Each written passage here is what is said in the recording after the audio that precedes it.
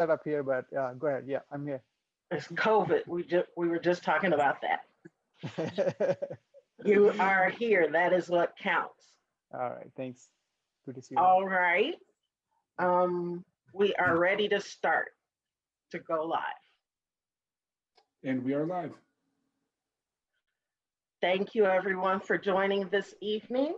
It is 5:15. I will call this meeting to order of the January Normal Human Relations Commission meeting. Jason, if you could do a roll call for us. Absolutely. Mr. Tamala. I'm here. Mr. Brown. Here. Ms. Henson. Here. Mr. Ryburn. Here. Mr. Figueroa. Mr. Cosberg. Ms. Williams. Here.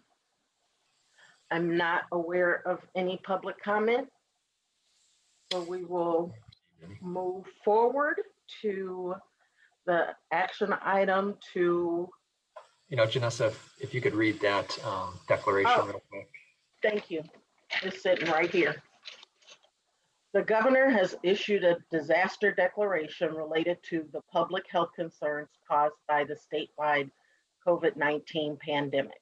As chair of the Human Relations Commission, I've determined that an in-person meeting is not practical or prudent because of the risk of exposure to the COVID-19 virus stemming from an indoor gathering, and that a remote meeting is in the best interests of the health, safety, and welfare of the commission, staff, and general public. Thanks for the reminder. We will move on to, if I could have a motion to approve the meeting minutes of the December 16th, 2020 meeting.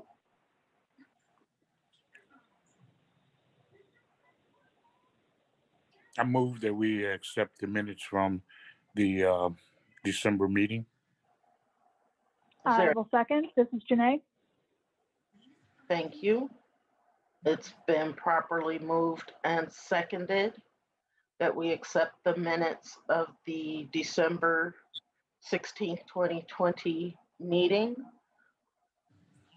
Is there any discussion? Hearing none, I'll call for the vote. Jason? Mr. Tamala. Aye. Mr. Brown. Aye. Ms. Henson. Aye. Mr. Ryburn. Aye. And Ms. Williams. Aye. Complaint update. Nothing's happened since our last meeting. We're expecting to set a status, have a status hearing later this month, early next month. So I expect to have another update on next go around, next meeting in March.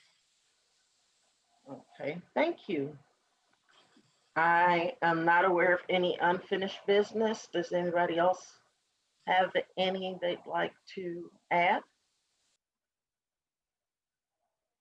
Hearing none, we'll move on to new business. First, I'd like to start with the 2021 Martin Luther King Jr. Awards ceremony debrief. I'll start by saying that it was an amazing virtual event, and immediately following the event, I sent an email to Nikita Richards and Tony Jones for the fabulous job that they did with planning it, with the selection of the speakers and performers.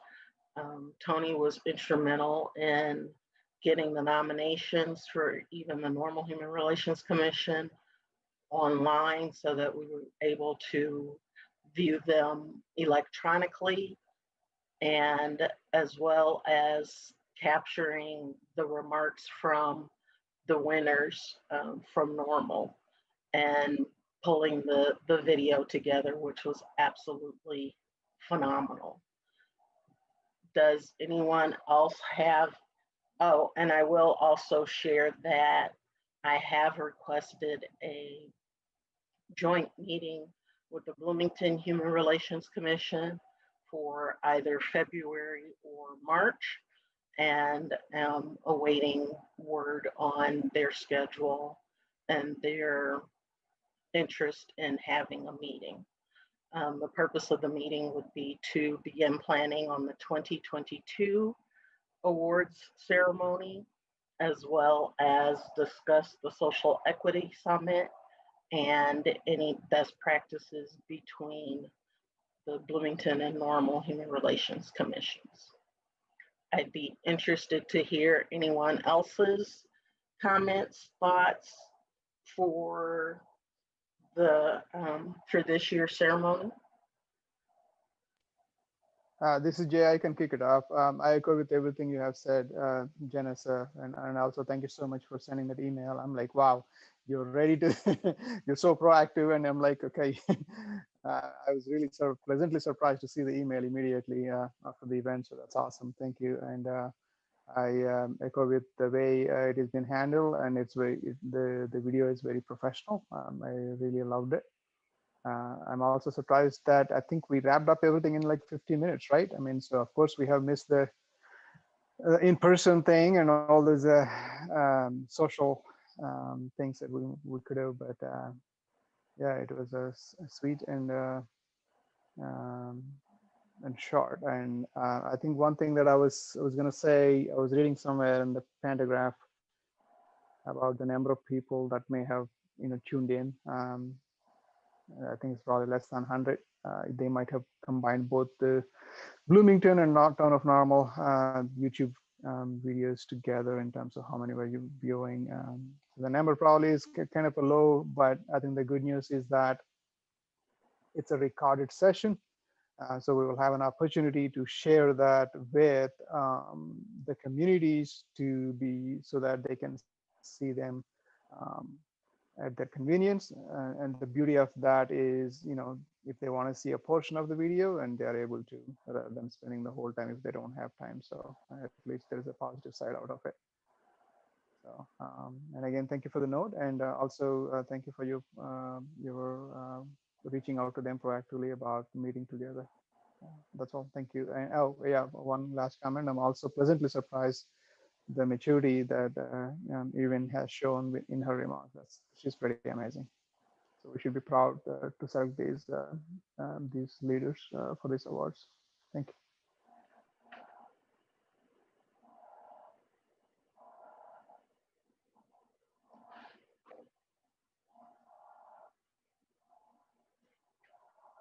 Thanks, Jay. I appreciate that feedback. That even though there were probably fewer people on the live stream, that since it'll be on both websites, that people can go back later to see. The nerdy accountant checked several times to see how many people were viewing on both sites. So we were probably, at one point we were over 90. So I am glad that it will be online for others to view.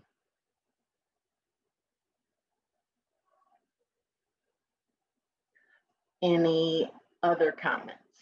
Yeah, I just wanted to make a comment about the count of people watching.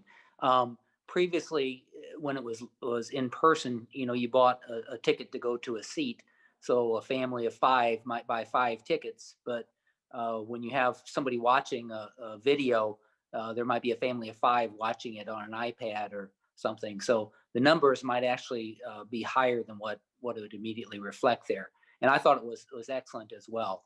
Very, very nice program and professionally put together. Tony Jones does an absolutely wonderful job of putting together a professional looking product. So certainly he deserves a lot of credit, and everybody involved, of course, deserves credit, but it's very nice. I enjoyed it. Yes. That's a very good point about the number of viewers. Yeah, you're totally right, Ben. Yeah, you're right. I mean, actually the number could have been more, but because it only looks at the unique number of devices coming in watching it. So yeah, good point.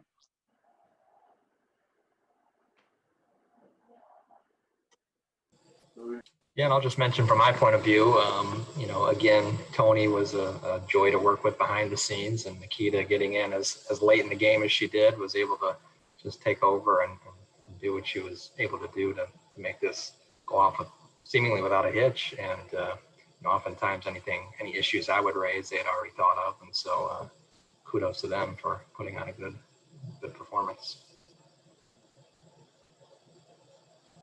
The performances were absolutely astonishing. So if there are no other comments, we will move on to the 2021 Social Equity Summit.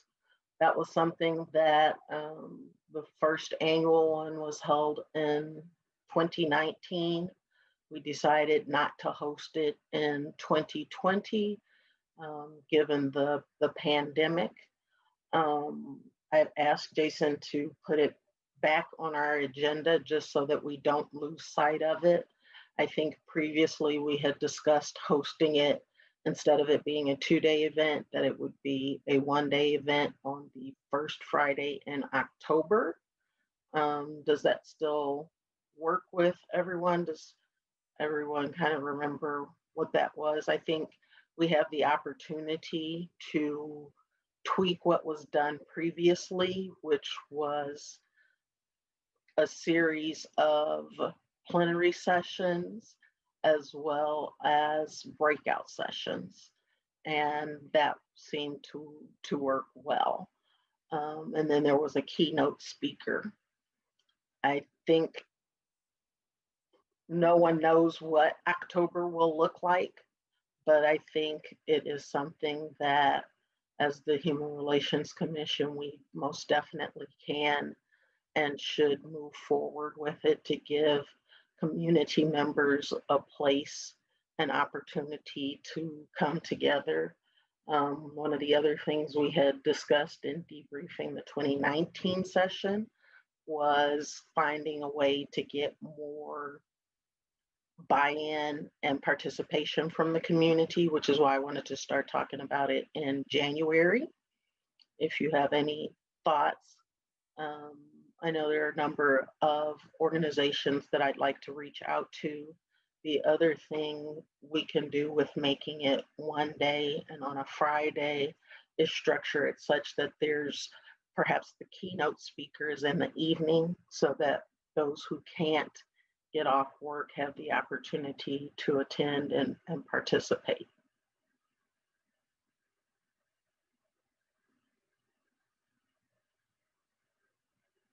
Any feedback? Yeah, those are definitely great ideas, Janice. And I also agree with you with the fact that we don't know what's October going to look like yet. I mean, we seem to be seeing the end of the light at the end of the tunnel, but that tunnel seems to be pretty long for a variety of reasons. And I think given we may be in some sort of a hybrid situation at the time, like some people or most people have vaccinations and whatnot, or some people even they may be wary of the overall situation and still want to maintain the distance and things like that. I think we may have to have some sort of a hybrid sort of a solution, like an in-person, as long as at the same time being able to give an option for people to watch it virtually and also participate virtually if possible, either through questions or whatnot. I think we may have to keep those things in mind, given we don't know what is it going to exactly look like. I mean, we can be hopeful next year for more in-person participation, but this year is still going to be like I feel like a 50-50, even towards the fall. I would agree. I think the other thing is we've learned a lot in this last year about how to do things well virtually. So from breakout rooms to open sessions. The summit was free before, so from a cost perspective, that's not necessarily something that we would need to worry about, but I've not had the opportunity to touch base again with the city manager just to make sure that it's on her radar and part of her budget planning process. So I will definitely follow up with her between now and our next meeting. We've been trading emails trying to figure out a time to meet. She's had a couple other things going on, as you can imagine, in the community. Any other thoughts? I have one more quick comment. I think this is an opportunity for us to be leader in this arena, in the sense that some sort of a Town of Normal HRC signature event by the Town of Normal. Obviously we want to involve as many organizations as possible, because I think that's where the success lies in terms of being able to get the diversified participation and also more participation. The more we involve other organizations, I think the more success we will have. To send the message out and also get their participation and also their ideas in and things like that. And I guess outside of the Martin Luther King luncheon, I think this could be a good opportunity for us to be a leader and make it a signature event for our team. Okay. So I will try to get on the city manager's calendar between now and our next meeting, so that I make sure that we're moving in the direction that she has in her mind, or that our directions are going in the same our views are moving in the same direction, so that we're not planning something different from what she's expecting. That is all I have currently on the agenda. Does anybody have any other new business they'd like to discuss or add?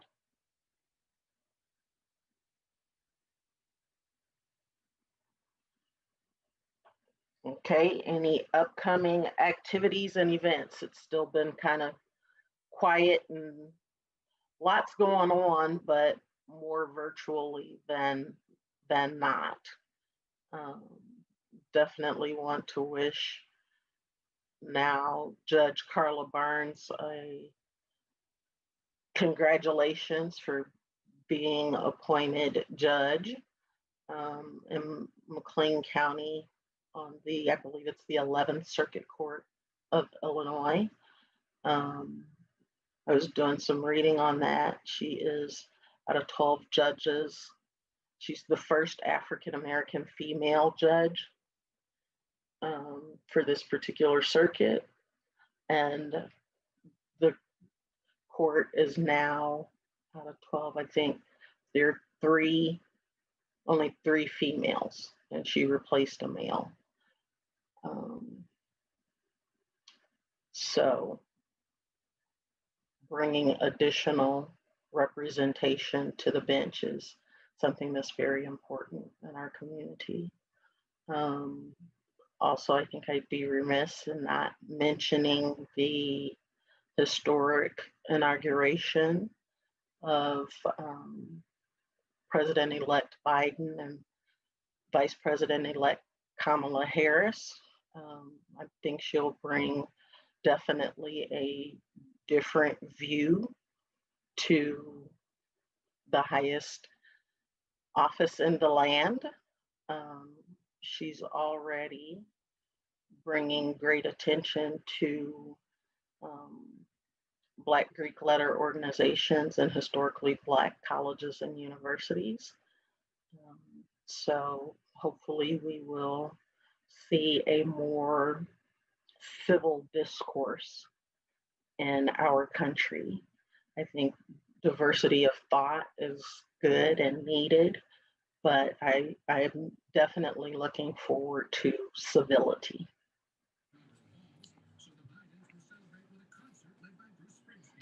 Any other comments, activities, or events anyone would like to share?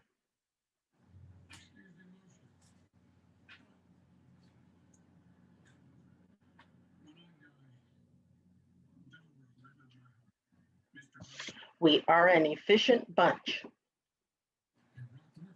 Thank you.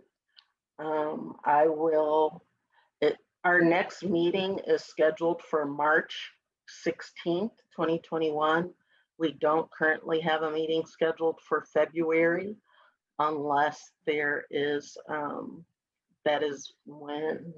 unless we can come up with a time, and Jason, I'm sure, will help me on the notification side of meetings, depending on what the Bloomington Human Relations Commission comes back with as far as an opportunity for us to meet jointly. So since we don't have a scheduled meeting for February, I think I will look for us to have a joint meeting in March rather than try to get something scheduled in February. So that'll give us time to get a good agenda that meets the needs of both commissions. So if you have anything that you would definitely like brought up, if you could, just to make sure we comply with the Open Meetings Act, funnel those through Jason. Jason and I talk and text and email regularly, so I'm sure he'll get that to me as soon as possible. If there's nothing else, I will entertain a motion for adjournment.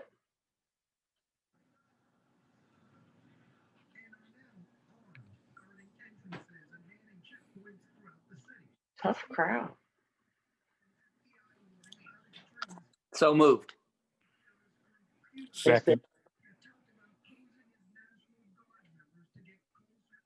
It has been properly moved and seconded that we adjourn the meeting. Is there any discussion? Hearing none. Jason, can you call the roll for us, please? Yeah, I can. Mr. Kamala, Yes. Mr. Brown, Aye. Ms. Henson, Aye. Mr. Rybrown, Aye. and Ms. Williams. Aye. This meeting is adjourned at 5:38 p.m. Thank you, everyone. Happy New Year. If I didn't say that already, it was on my mind. Same to you. Same to you. Same to you. Yeah. Continue to Okay. stay safe and well. Thank you. Thanks, everybody. See ya. Yeah.